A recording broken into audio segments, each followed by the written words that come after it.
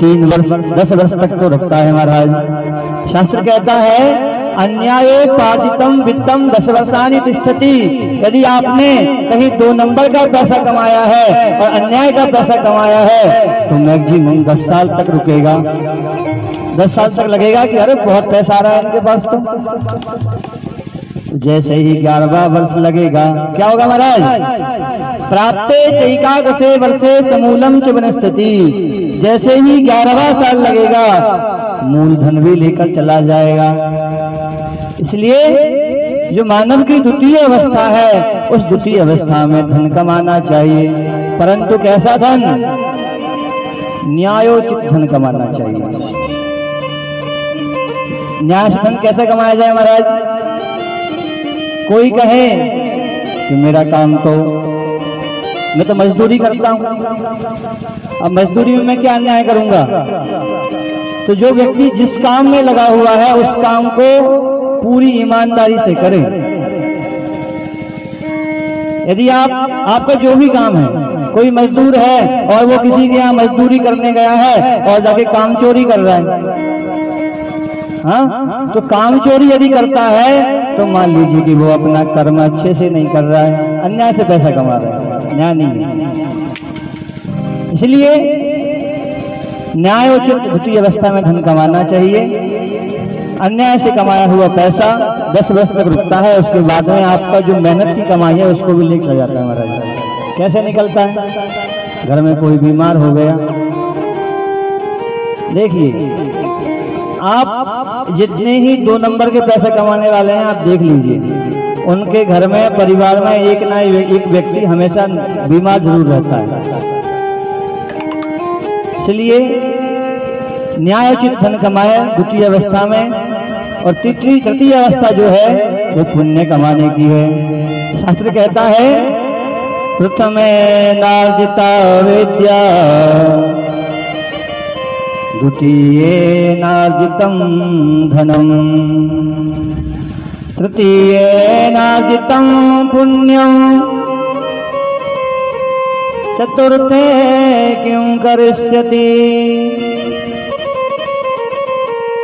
पहली अवस्था में आपने विद्या प्राप्त नहीं की, दूसरी अवस्था में आपने धन प्राप्त नहीं किया तो तृतीय अवस्था लग जाएगी महाराज।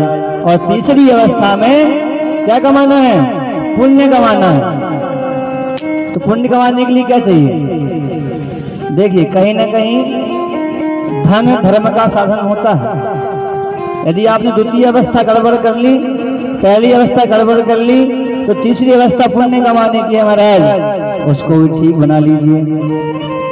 तो तृतीय अवस्था में व्यक्ति को जितना हो सके तन मन धन से जो है भगवान की सेवा करना चाहिए, भगवान की कथाओं का गुणगान करना चाहिए। देखिए भगवान की कथा करने वाला और सुनने वाला दोनों ही भाग्यशाली होते हैं।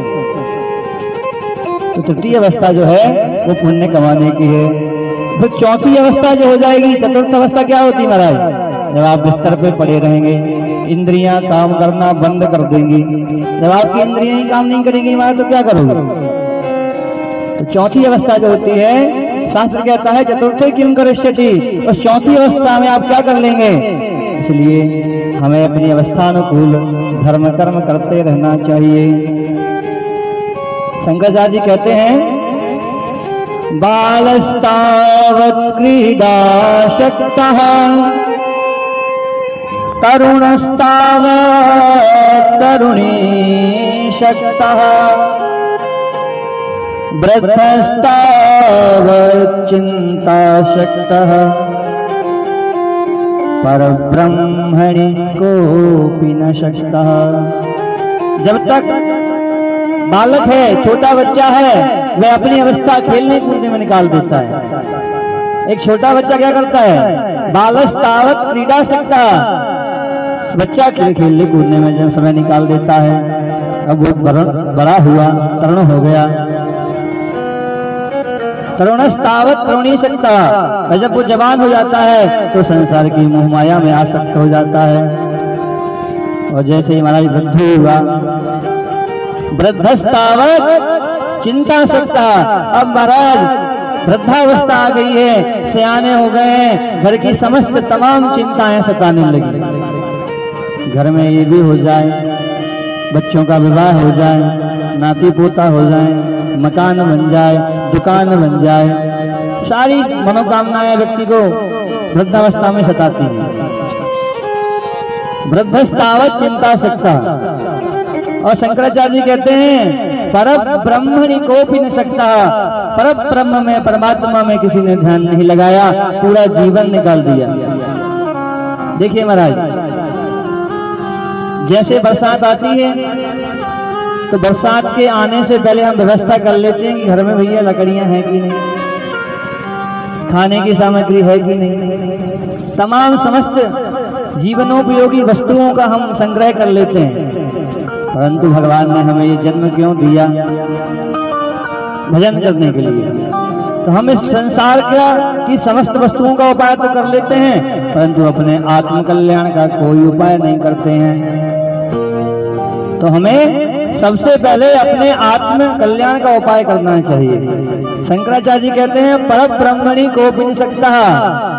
तो क्या करें महाराज? कहते हैं भज गोविंदम, भज गोविंदम, गोविंदम भज मूढ़मते, भज गोविंदम, भज गोविंदम, भज गोविंदम मूढ़मते, भज गोविंदम, भज गोविंदम, गोविंदम भज मूढ़मते, भज गोविंदम, भज गोविंदम, भज गोविंदम मूढ़मते।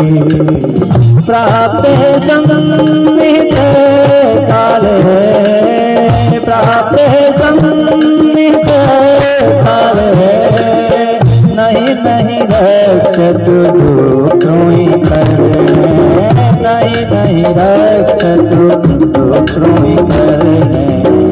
भज गोविंदम, भज गोविंदम, गोविंदम भज मूढ़मते, भज गोविंदम, भज गोविंदम, भज गोविंदम मूढ़मते। तो हमें जो है भगवान का, गोविंद का ध्यान करना चाहिए, भगवान की भक्ति करते रहना चाहिए। देखिए महाराज, भक्ति शब्द जो है भज सेवायाम धातु से बना है। जो भगवान की सेवा करते हैं, सेवा ही भक्ति है। श्री भगवान की सेवा करते रहना चाहिए। बोल वृंदावन बिहारी लाल की। परम पूज्य परम श्रद्धेय ग्रह जी महाराज का पदार्पण हो गया है। ग्रह जी महाराज मंचासीन हो गए हैं। इसके आगे कथा हम अगले सत्र में सुनेंगे।